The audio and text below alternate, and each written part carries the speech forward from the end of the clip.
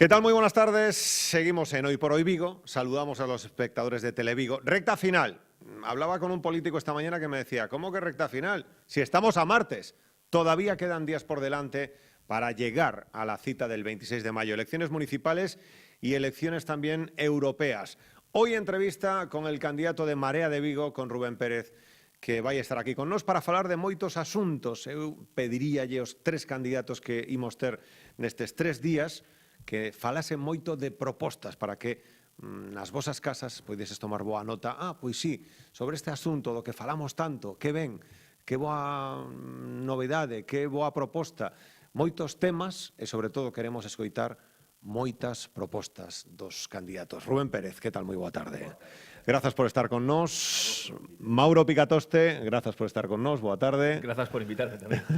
O noso compañeiro que estaba nesa paro nos PACs. Agora queremos falar de moitísimas propostas.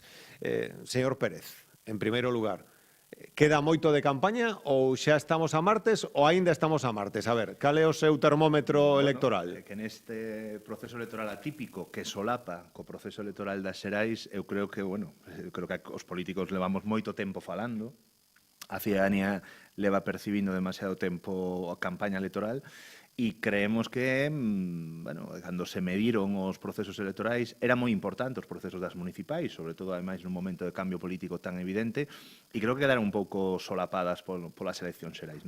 Esa sensación de cansancio da cidadanía creo que é evidente e por eso hai que facer unha política propositiva, porque creo que a xente xa non está para eses debates espurios, que fai moitas veces a clase política e, sobre todo, a nivel local. Mañán estará Pablo Iglesias con vostede?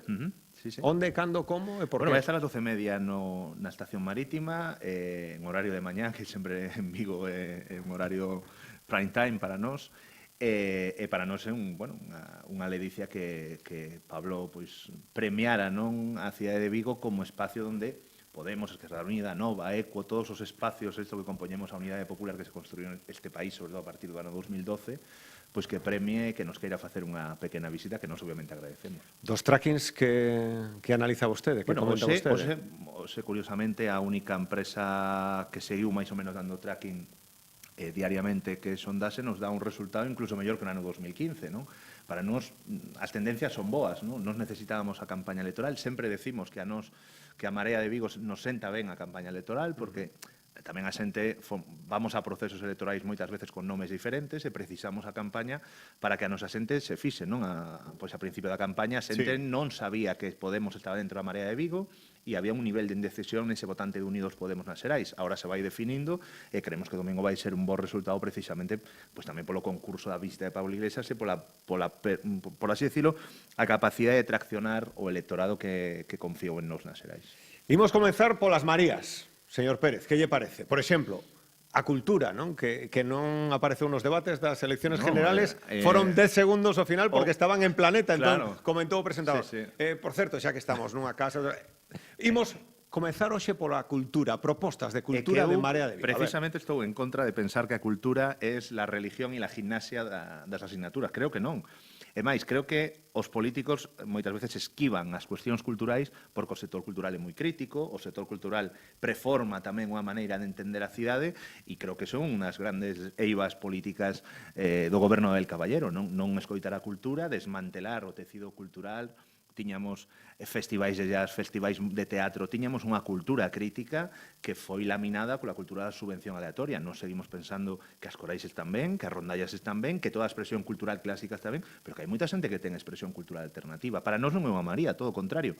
Creemos, ademais, fixemos un bloque temático no programa só de políticas culturais, porque creemos que hai que crear un Consello Municipal de Cultura, hai que dar voz ao sector cultural e os políticos moitas veces que pensamos que sabemos máis de música e de cultura que todo o mundo, entón pensamos que Melendi pode vir 4 veces a Vigo, pois a mellor pode vir outro artista a nivel local e non pensar sempre nos mesmos contedores culturais e pensar tamén en alternativa e nos abrimos ese debate durante toda a campaña cultural, a cuestión do marco, a cuestión do Consello Municipal de Cultura e consideramos que é unha parte esencial do programa. Que sería o como funcionaría ese Consello? Pois como funcionan os consellos. Hubo un Consello Municipal de Transporte onde taxistas e Vitrasa discuten.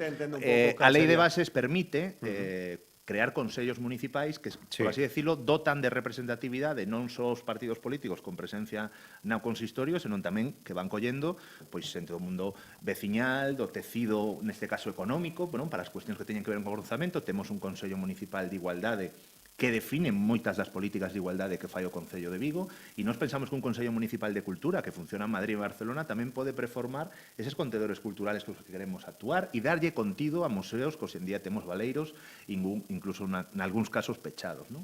Ese Consello Municipal se regula a través do regulamento do Pleno, do regulamento de bases, non, da Lei de Bases, e creemos que é un mecanismo perfectamente válido para incluso quitarnos a responsabilidade dos políticos moitas veces de tomar decisións contra o sector cultural da cidade, que ademais cada vez máis emprega máis persoas e un nicho de emprego cada vez máis evidente. Dicía hoxe no Atlántico Diario o exalcalde Soto, o ferrocarril é o futuro. Dáballe unha importancia tamén. E no debate plantexo o candidato de Marea de Vigo, Rubén Pérez, que facemos co ferrocarril? Propostas, tema de saída sur, tema de cercanías, que, por exemplo, Yolanda Díaz falou durante a campaña das Xerais que estará en riba da mesa, ou polo menos era a intención en Madrid, cando falen de negociar. E que facemos co AVE Vigo-Ourense, por certo? Bueno, Pérez, as súas propostas. eu que creo que non é só que sexa o futuro, é que xa tiña que ser o presente. No ano 93, Abel Caballero como ministro prometía que chegaba o AVE, non? Estábamos falando, levamos 20 anos falando de como conectamos. E máis, levamos 20 anos falando de unha fórmula de ferrocarril que xa non existe. Xa non existe o AVE.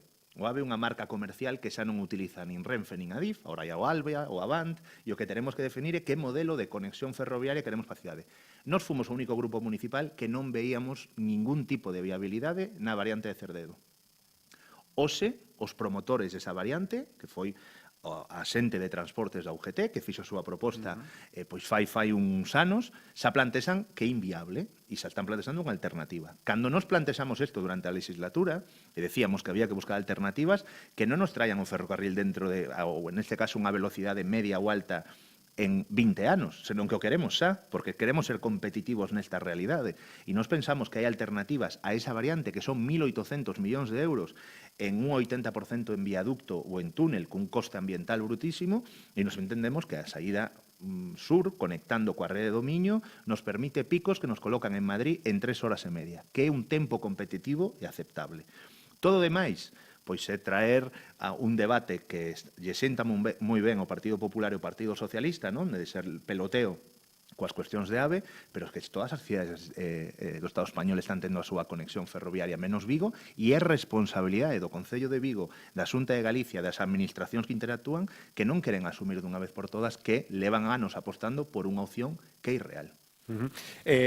Saída sur? Saída sur acabamos de facer. Hoxe en día estivemos en Bouzas precisamente co deputado de Anova, Antón Sánchez, non? Precisamente porque non estar na rede europea que conecta coa saída sur, pero que nos permite un corredor de mercadorías, estar na rede estratégica da Unión Europea, pois é un problema político grave, non? Acaba a Unión Europea de recoñecer que non é prioritario ese eixo, para non ser absolutamente prioritario, porque ademais creemos que o futuro do transporte non é en camión, o futuro do transporte ferroviario. Xa o decía o Plan Petra de Europa fai 25 anos, pero nós ahora mesmo estamos por debaixo do 4% do transporte ferroviario. As grandes conexións que se están facendo entre polígonos no norte de Portugal, coas que estamos competindo, son conexións ferroviarias, non? Os grandes consorcios industriais que se están abrindo no norte de Europa teñen conexión ferroviaria. Creemos que a opción da saída sur e, ademais, que dentro do corredor atlántico sexamos considerados un eixo prioritario, non un eixo a financiar a 25 anos, pensamos que, ademais, o vamos a realizar así no Congreso dos Deputados e no Parlamento de Galicia, porque aí sí que hai unha IVA histórica que lle pode pesar durante moitos anos o Concello de Vigo. No día a día tamén dos vigueses, Peinador, Rubén Pérez, que facemos con Peinador a favor das subvencións para traer vos, como fan non somente o Concello de Vigo, senón outros? Cal sería a política de Marea de Vigo para... Dicindo que é rotundamente falso que a subvención directa ás líneas aéreas privadas consolidarse en vos. O dixemos, están nas hemerotecas, calqueira cidadán pode consultalo, non?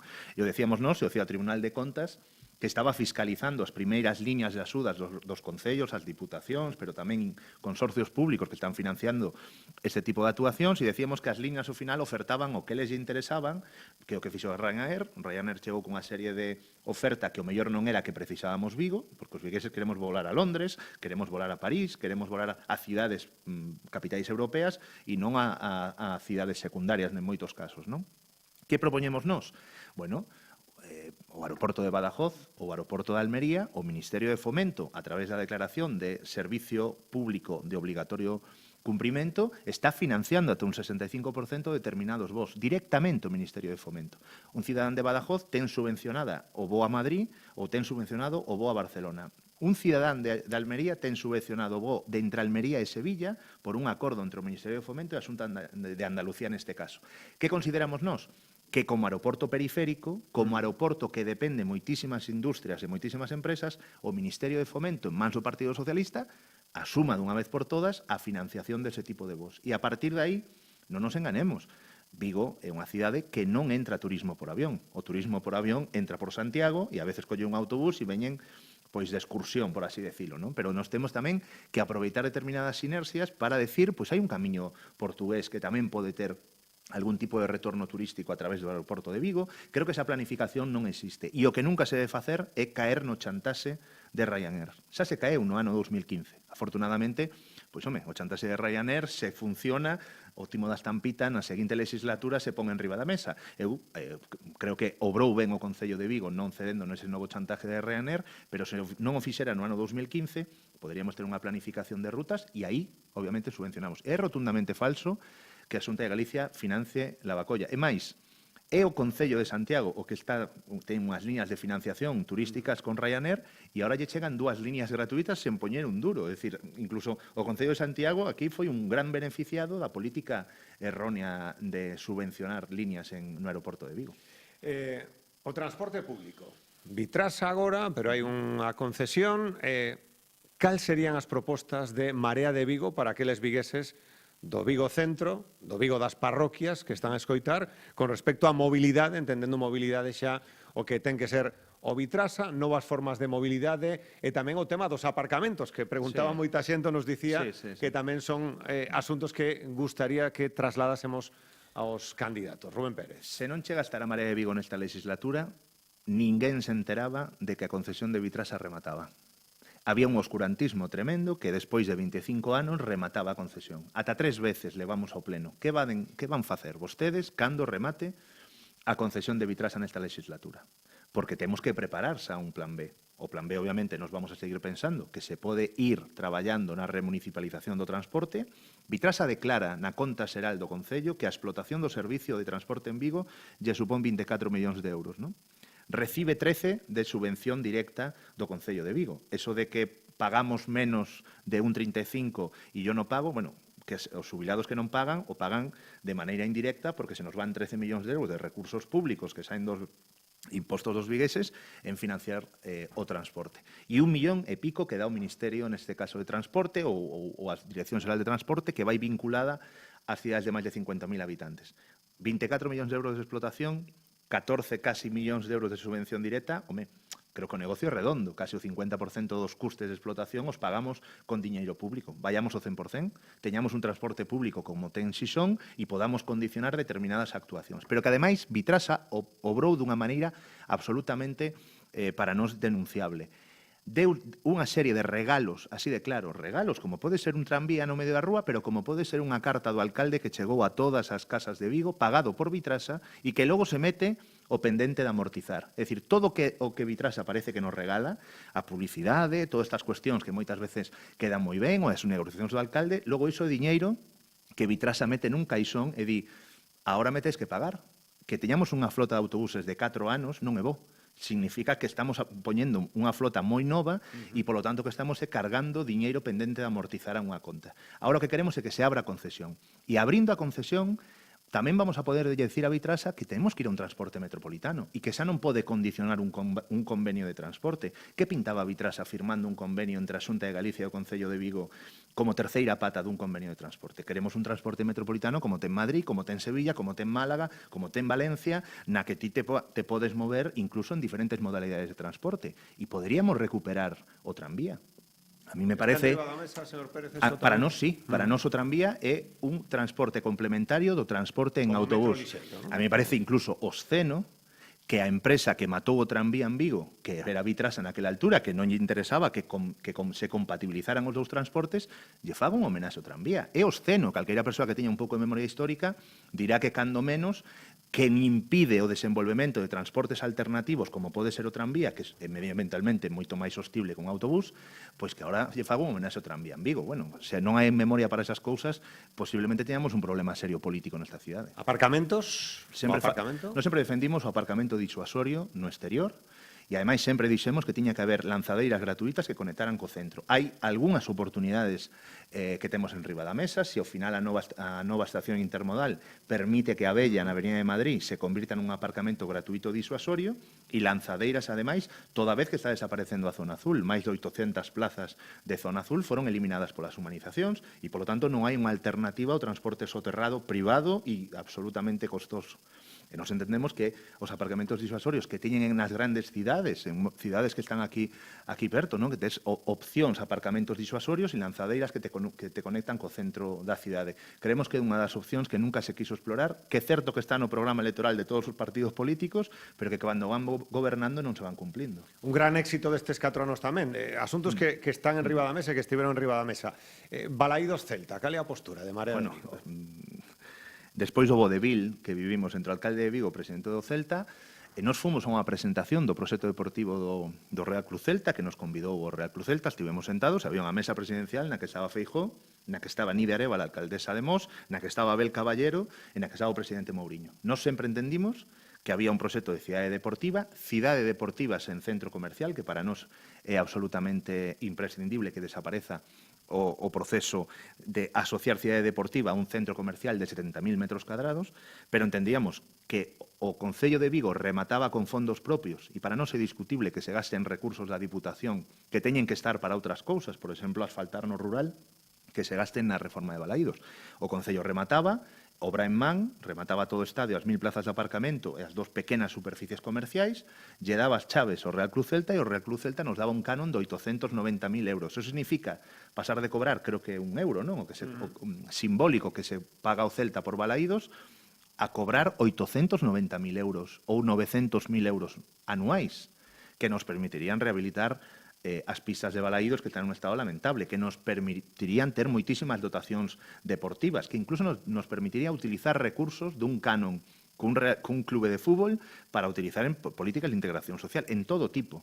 E de repente se dinamita porque a cidade de Vigo decide recurrir, que eu estou de acordo co recurso, pero claro, recurrir porque hai un centro comercial en Mos que acaba co emprego local na cidade e estar a favor de Porto Cabral, que está a uns metros e que ten o mesmo impacto sobre o comercio local e o comercio de proximidade, nos parece cando menos cínico, e nos pensábamos que había que recuperar o consenso para que recuperemos ata o último euro de inversión pública na rehabilitación dun edificio municipal que utiliza en réximen de usufruto unitario unha empresa privada. Comercio local, xa que o toca o tema, evidentemente. Quero preguntarle, porque hai moitísimos comerciantes que é rotundamente falso. Que propón Marea de Vigo? Rotundamente falso que esté acertándose coas luces de Nadal, que eu son pai dunha nena de 6 anos e como non as luces de Nadal, a miña filla pois non lle gusta o Nadal, a todos nos gustan as luces de Nadal, pero concentrar a maior parte da inversión destas luces de Nadal nun deambulatorio, como lle chamo eu, nun espacio onde podes ver o alcalde 7 veces ao día dando voltas,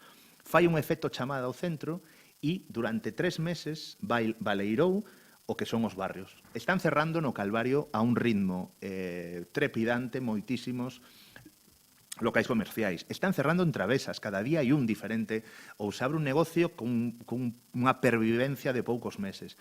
Nós pensamos que hai que diversificar as inversións deste tipo. As campañas de promoción non poden ser centradas en 1 kilómetro cadrado no centro de Vigo e hai que dar algún tipo de ocio alternativo nos barrios. Estamos facendo un efecto chamada, por calqueiro veciño pode velo, os fin de semana cada vez máis xente vai ao Casco Vello. Está ben, rehabilitamos o Casco Vello.